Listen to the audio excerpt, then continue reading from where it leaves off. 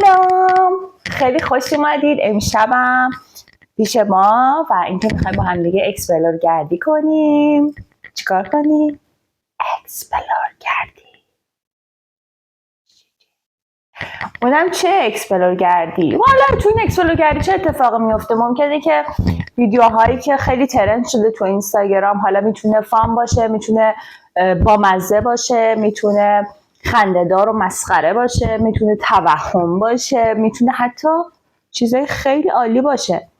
و اینکه ازتون میخوام که شما هم توی پیدا کردن اینا به من کمک بکنید و برای پیج اینستاگرام ما بفرستید.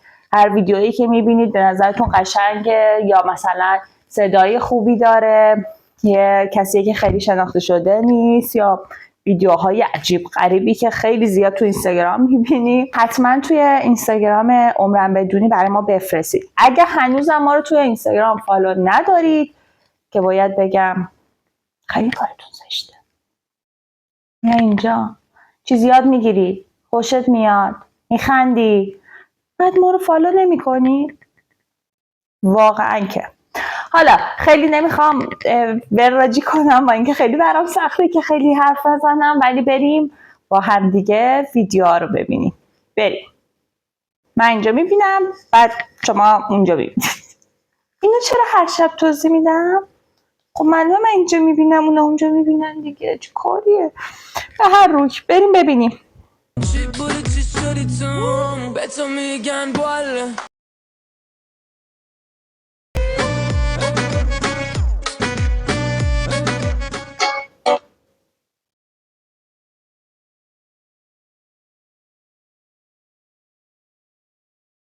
چی بودیم؟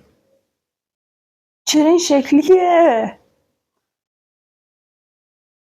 چرا من احساس کثیفی ازش دارم؟ احساس میکنم چرک همون نرفته. بعد موجه ها چرا اینطوریه؟ اینطوری پلک بزنی که پرواز میکنی. بعد چرا رنگ داری؟ چرا دور ابروات آبیه؟ زبانم از این حد عجیب غریب بودن قاصره واقعا. بعد این خانوم، بذار برم ببینم چند تا فالوور داره. ایشون 34,000 فالوور داره، یعنی 34,000 تا آدم ایشون رو دنبال میکنن با این قیافه عجیب غریبش که بیاد تشکر کنه از دکتر. بعد دکتر من نمیدونم واقعا زیبا اینو داره زیبا میبینه، یعنی این الان دکترش رو اونجا تگ کرده بود تو این ویدیو و ازش تشکر کرد، مرسی خانم دکتر فلانی. من نمیدونم الان شوخی داره میکنه با دکترش، داره دکترش رو دست میندازه. نمیدونم واقعا، من متوجهش نمیشم، واقعا نمیفهم. یعنی انقدر نکته داره که من بخوام در مورد ایشون صحبت بکنم که اصلا نمیگنجه در این ویدیو، نمیگنجه. وقتی بریم ویدیو بعدی رو ببینیم، شاید این سم و شست و برد. عرض ادب. من از خرم‌آباد لرستان. اینو میخوام بذارم تو وضعیت همه ببینید. این از تریاک‌های افغانی خیلی بهتره. دیگه میدونی یه چیه گیاهی طبیعیه. اگر خواستی استفاده بکنی از این استفاده بکن. نه مریضت میکنه، نه اینه که پا درت میاره. یا تو رو ابرفرض دنبال مواد دیگه نرو. خودتو با این تامین کن. هم دیابتت پایین میاد، هم تامینت میکنه، هم زن بچت رو در بیمارستان ها نمیدوزی. عزیزان من، جان من، از این خشخاش بگیر، بجوشون، استفاده بکن. اینو فقط باید حپش بکنی، قابل کشیدن نیست، فقط برای خوردنه. اینو من میذارم تو وضعیت. اگر خوشت اومد اون قلب سفیدم قرمزش کن که ما هم یه یادگار از شما داشته باشیم عزیزان، که بدونید من چی به شما گفتم. وقت بخیر، جونتون سلامت، همیشه پایدار باش. بله، یعنی اصلا به شکل عجیبی من توی اکسپلور هم میبینم که تبلیغ تریای، تبلیغ نباید اسمشو بیارم، قوانین یوتیوبش اصلا نمیده، موادهای مختلفی که باعث صنعتی و سنتی. خیلی زیاد تبلیغات سنتی من میبینم. چه خبره؟ چی شده؟ چه اتفاقی افتاده؟ نکنه ایران آزاد شده من نمیفهمم. آره آزاد شده؟ بگید بهم اگه بنویسید، اگه آزاد شده بنویسید. و ایشون چند تا فالوور داره فکر میکنید؟ 25,000 فالوور که بشینن اینجا ایشون بهشون طرز استفاده خشخاش رو بده و اینکه راهنماییمون بکنه که چه مواد مخدری رو استفاده بکنیم. روشیه دیگه. اینم بلاگر و مثلا تو دسته بلاگره مثلا ما بلاگر زیبایی داریم، بلاگر لایف استایل داریم، بلاگرهای مختلف داریم. این جزء کدوم دسته حساب میشه؟ یعنی بلاگر فروشنده داریم، بلاگر مصرف کننده داریم. نمیدونم اکسپلور شما این شکلیه یا فقط مال من این سما میاد؟ چرا واقعا؟ بریم ویدیوهای بعدی رو با هم ببینیم، شاید یه ذره روانمون آرام گرفت. عاشقی میون بیاد همیشه صحبت قصه با غمه کوچولوی خوش زبون به من بگو همه حرف.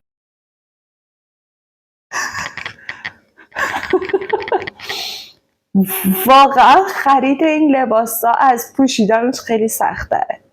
یعنی من اول سوالم از این عزیز اینه که اینا رو از کجا پیدا میکنی؟ اینا رو چجوری میخری؟ بعد به این برسم که چرا اینا رو میپوشی؟ کی بهت گفته اینا قشنگه؟ ببین بالاخره مثلا این آقا بالاخره یه سن و سالی داره، یه بچه‌ای داره، یه همسری داره، نه یه دوستی، فامیلی، خانواده کسی داره. یعنی اونا بهش نمیگن که خودشو مثل چیز نکنه. مثل یاد کاردستی‌های مدرسه افتادم واقعا. اصلا نمیدونم، سلطان بود بالاخره، سلطان پوشیدن لباس‌های عجیب غریب. واقعا خیلی عجیب بود. خیلی. بریم ویدیوهای بعدی. امروز آخرین باری باشد که کسانی را میبینی که دوستشان داری. همیشه آنچه را بگو که احساس میکنی و عمل کن با آنچه میاندیشی. اگر مرا قلبی بود تنفرم را این ویدیو چند تا نکته داره. یکی اینکه این آقا با اینکه مثلا شاید خیلی پسند من نیست ولی حال میکنم باهاش، واقعا میرم خوشم میاد. یعنی تو اکسپلور ببینم عکسشو حتما میزنم ویدیوشو میبینم، چون به نظرم یه در این حال که یه قیافه زمخت و مردانه و خیلی قدیمی و شبیه شبیه راننده های مثلا راننده تاکسی هایی که مثلا قدیمی پکا سفیدا که خط نارنجی وسطش بود، شبیه اوناست. بعد میاد ویدیوهاش اینطوری که خیلی لطیفه، خیلی رو دکلمه مثلا ادا در میاره، من خوشم میاد. ولی به خیلی لوکیشن عجیبیه. دیواره این پشت مثلا یه سری عکس داره که اینا رو مثلا من یادم وقتی بچه بودم مامان مادر بزرگم میرفت جایی برای اینکه مثلا خیاطی جایی، مثلا این عکس‌ها رو مثلا رو اون دیواره اونجا تو خاطرات گذشته من از 30 سال پیش مثلا تو ذهنم هست. اون پشتی هم که اصلا هیچی، مگه هنوز کسی از پشتی هم استفاده میکنه؟ واقعا اینم به هم بگید واقعا اگه هنوز منسوخ نشده و داره استفاده میشه اینم به هم بگید. و اینکه باحاله، جاج نمی‌کنی، باحاله. بریم ویدیو بعدی. مال منی یا مال مردم؟ اگه مال منی دورت بگردم، فدای چادر گل کرده تو، فدای خال چشم سر تو. داشتم تو ذهنم شعری که میخونیم توصیفی که میگن فدای خال چشم سر تو، خالی که رو چشمه و سره. این شعر رو من اصلا از بود میاد شعر رو نمیفهمم. بعد عزیزان شما که دارید ویدیو رو ضبط میکنی، دارید بوستش میکنید میاد توی اکسپلور، من نمیدونم واقعا اون الگوریتم اینستاگرام چطوریه که این محتواها میاد توی اکسپلور، واقعا متوجه این نیستم، نمیدونم چطوری میشه که این اتفاق میفته. ولی خب شما که دارید این کار میکنید زحمت هم میکشی، من میدونم کلی زحمت کشیدی که اون اشکا این شکلی اومده، حالا نمیدونم روغن بچه ریختی، حالا اینو نمیدونم، ولی به هر حال زحمتی برای محتوا کشیده شده.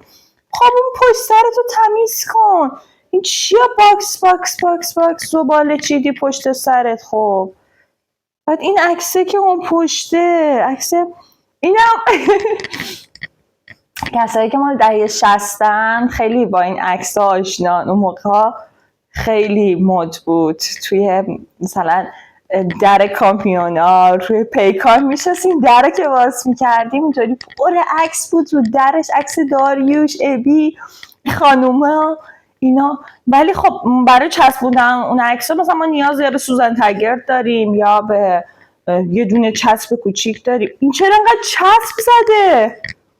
یعنی از همه جای این عکس این توی چسب آویزونه. مثلا کاری به محتواش نداره، اصلا ول کن. یعنی انقدر اون پشت صحنه‌اش برام جذاب تره، انقدر تو چشم اومد که اصلا دیگه به موضوع شعر نرسیدم. بریم ویدیو بعدی.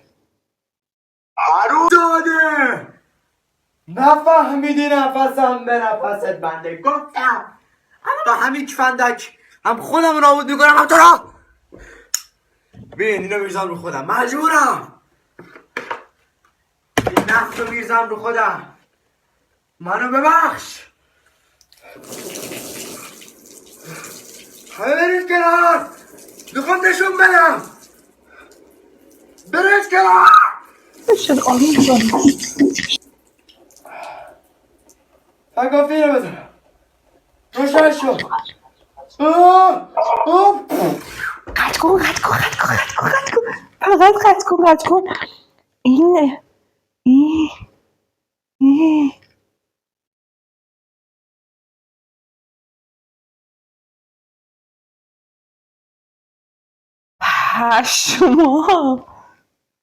پشمام این چرا اینطوریه واقعا؟ لکنت کلام گرفتم.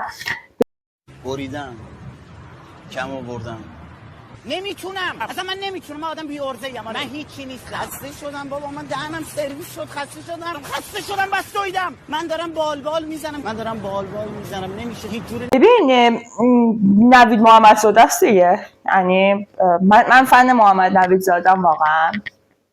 فکر می‌کنم تو نسل جدید، واقعا به نسل جدید که خیلی هم جدید نیست، ولی فکر می‌کنم واقعا بازیگر خیلی خفنیه و خیلی خوب بازی‌ها رو در میاره و مطمئنم که این بچه خیلی زود نوید محمدزاده رو از صحنه سینما محو میکنه.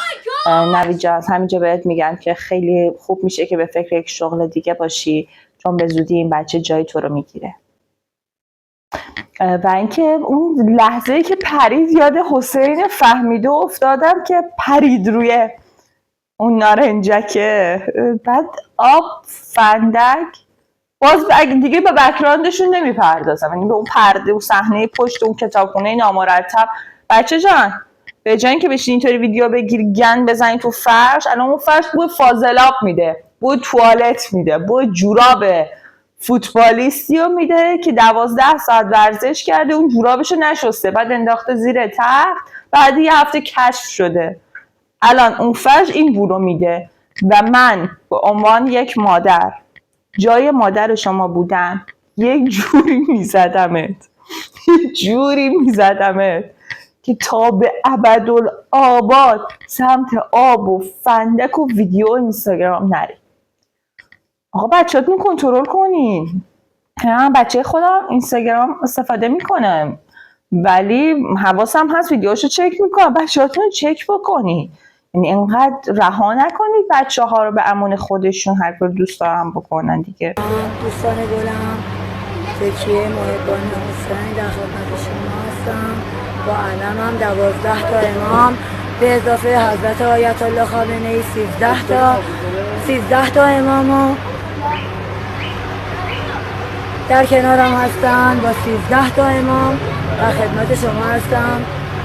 12 تا امام حضرت مهدی خواب بوده، حضرت مهدی وجود نداره، به جای حضرت مهدی حضرت یوسفه و بعدم حضرت آیت الله خامنه‌ای. 13 تا امامم و 14 معصوم و قمر بنی هاشمم کل امامامه.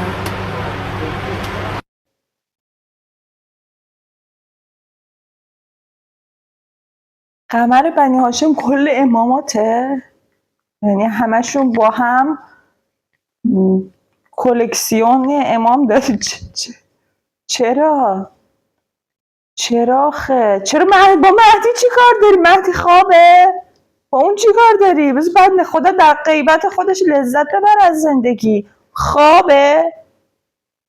تو خودت دیدی که خوابه؟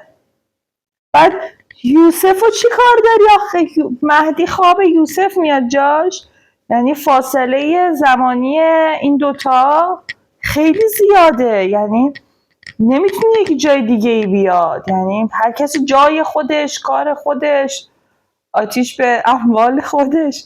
این چی کاری یوسف داری؟ بنده خدا تنش تو گور لرزید. بعد آیت الله خامنه ای امام 13ام. یه چیزی من اینجا بگم در پیرو این ویدیو. خب ما اینجا تو ترکیه، توی شهری که هستیم، یه خانومی هست اینجا، متاسفانه ایرانیه، بعد به شدت شبیه ایشونه، یعنی به شدت، یعنی استخونبندی صورت و اینا اخباشا همین ایشون. بعد اونم همینطوریه، خیلی فکر میکنه که مثلا بلش کنیم، بیشتر از این ادامه ندم، ولی آره قشنگ همینه. یعنی حتی میکاپش هم همینه. آره قشنگ انگار مثلا آرایش کرده رفته تو استر، آرایش ریخته، بعد حالا با دستم مالیده، ذره پخش و پلا شده. من خودم اصلا آدمی نیستم که خیلی مثلا بگم که خیلی خوبم، خیلی خفنم، خیلی خوشگلم، اینطوری نیستم، ولی این شکلی هم نیستم مجانا دیگه. یعنی اجازه بدید که من یه ذره قضاوت بکنم. مثلا من اینجا هستم که رفتارهای اینا رو قضاوت بکنم و فکر میکنم، حالا دوست دارم یه ویدیو در مورد این بسازم، در مورد قضاوت کردن. من فکر نمیکنم قضاوت کردن کار بدی باشه. من قضاوت میکنم، میخواد خوشتون بیاد، میخواد بدتون بیاد. من این سما رو، این آدما رو قضاوت میکنم. کسی که یوسف رو میذاره جای مهدی رو میگه خوابه، آیت الله خامنه ای میشه امام 13همش، من ایشون رو قضاوت میکنم. حالا هی بیاد کامنت می‌نویسید که قضاوت نکن، من قضاوت میکنم.